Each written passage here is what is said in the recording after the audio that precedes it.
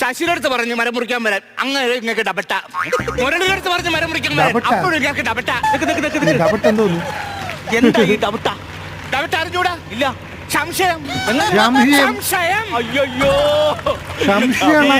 വായിന്ന് വന്ന കണ്ടോ സംശയം. നിങ്ങളൊരു കാര്യം മനസ്സിലാക്കണം, പബ്ലിക്കായിട്ട് എന്നെ ഇങ്ങനെ അനുക്ഷേപിക്കരുത് കേട്ടല്ല, അനുക്ഷേപിക്കരുതെന്ന്. ഒന്നുമില്ലേലും ഞാൻ ദേവത വാഴുന്ന ഒരു തറവാട്ടിൽ നിന്ന് വന്ന പെണ്ണല്ലേ മനുഷ്യ. കറക്റ്റാ, ശ്രദ്ധിച്ച് കേൾക്കണം കേട്ടാ.